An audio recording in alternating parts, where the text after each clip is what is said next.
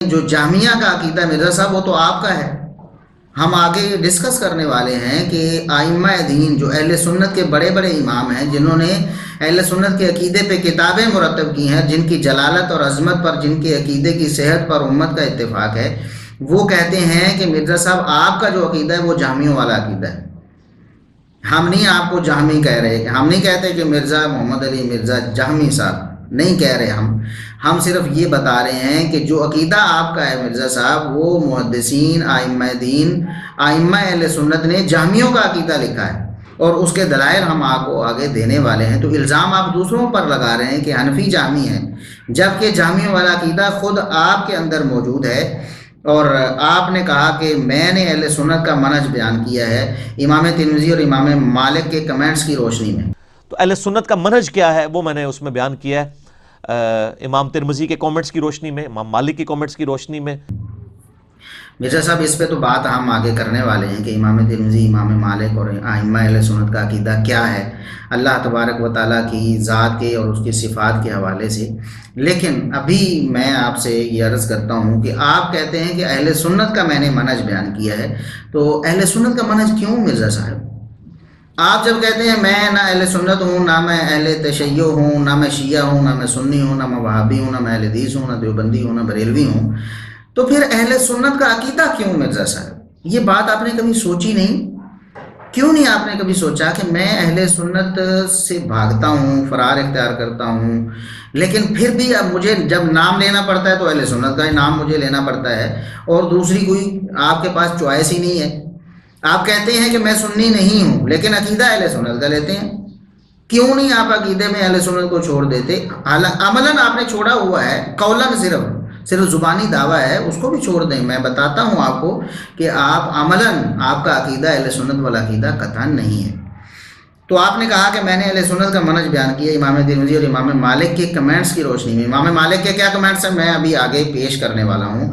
ابھی میں آپ کو بتاتا ہوں مرزا صاحب کہ ابھی آپ نے پچھلے کچھ عرصہ پہلے ایک لیکچر میں امام ترمذی رحمہ اللہ کو ناسبیت کا طعنہ دے دیا کہ ناسبیت دیکھو لوگوں میں گھس گئی تھی، امام ترمذی نے یہ کر دیا وہ کر دیا. ہم نے وہ کلپ بھی ابھی پھر چلا دیتے ہیں. آپ حیران ہوں گے کہ یہ ناسبیت اس زمانے میں بھی کس طرح گھس چکی تھی. یہ ترمذی میرے ہاتھوں میں ہے، اوریجنل جے پی جی آپ کو لگا دیں گے. 3734 میں جب یہ حدیث ابن عباس کہتے ہیں نا کہ سب سے پہلا شخص جس نے نبی علیہ السلام کے ساتھ نماز پڑھی وہ علی ہے، اس کے اوپر آگے کامنٹس ہیں امام ترمذی کے. وہ کہتے ہیں بعض محدثین کا کہنا ہے کہ مردوں میں سب سے پہلے اسلام لانے والے ابو بکر ہیں، حضرت علی 8 برس کی عمر میں مسلمان ہوئے، اور عورتوں میں سب سے پہلے حضرت ختیجہ لائیں ایمان. اوپر لکھ رہے ہیں صحابی کا قول اور آگے لکھ رہے ہیں بعض بابوں نے فرما دیا ہے. ابن عباس کہہ رہے ہیں کہ پہلا شخص جس نے نبی علیہ السلام کے ساتھ نماز پڑھی وہ حضرت علی ہے، اور آگے امام ترمذی کا لکھ رہے ہیں لیکن بزرگ فرماتے ہیں، حضرات فرماتے ہیں. فرقہ وارانہ جو بیماری ہے، چاہے پرانے بابوں میں ہو یا نئے بابوں میں، چاہے سلف میں ہو یا خلف میں، فرقہ واری تو فرقہ واری. تو امام ترمذی رحمہ اللہ کو آپ نے کہا کہ وہ ناسبی ہیں، ان پر ناسبیت کا آپ نے الزام لگایا، اور اب کہہ رہے ہیں کہ میں نے اہل سنت کا منہج بیان کیا ہے، اور وہ امام ترمذی کا نام سب سے پہلے لے رہے ہیں آپ. امام ترمذی رحمہ اللہ اگر اہل سنت ہیں تو پھر ان کو آپ نے ناسبی کیوں کہا؟ ناسبیت کا الزام کیوں جھوٹا ان پر لگایا؟ اور اگر آپ کے نزدیک وہ ناسبی ہیں تو یہاں آپ پھر کیوں لوگوں سے غلط بیانی کر رہے ہیں کہ میں نے اہل سنت کا منہج بیان کیا امام ترمذی کی کمنٹس کی روشنی میں؟ تو آپ دوغلی پالیسی کو چھوڑ دیں اللہ کے لیے، آپ کسی ایک طرف ہو جائیں، یا آپ اہل سنت کو مان لیں اور اپنے آپ کو اہل سنت ڈکلیئر کریں، اور یا پھر آپ کہیں کہ اہل سنت جو ہیں وہ غلط ہیں، میں عقیدہ بھی ان کا نہیں لیتا. جب آپ نے عقیدہ اسماء و صفات آپ کے بقول، حالانکہ یہ بھی دعویٰ غلط ہے، سچا نہیں ہے کہ آپ نے اہل سنت کا عقیدہ اختیار کیا ہے، لیکن اگر ہم بالفرض تھوڑی دیر کے لیے مان لیں کہ آپ نے استواء علی العرش اور صفت معیت کے بارے میں اہل سنت کا عقیدہ لیا ہے، تو پھر صحابہ کرام کے بارے میں آپ نے اہل سنت کا عقیدہ کیوں نہیں لیا؟ جب صحابہ کرام کے بارے میں اہل سنت کے عقیدے کی ہم دعوت دیتے ہیں تو آپ پھر شروع ہو جاتے ہیں امام ترمذی کو بھی ناسبی کہہ دیتے ہیں نعوذ باللہ، اور امام ابراہیم نخعی تابعی رحمہ اللہ تعالی جلیل القدر تابعی کو، ان کو بھی آپ کہہ دیتے ہیں کہ وہ جناب اہل بیت کا بغض ان کے دل میں بھر گیا تھا. اور جو اگلی حدیث ہے ترمذی کی 3735، اس میں آپ دیکھیں کتنی خطرناک بات آ رہی ہے. تو ابراہیم نخعی تابعی ہے، اور تابعی بھی جونیئر تابعی ہے.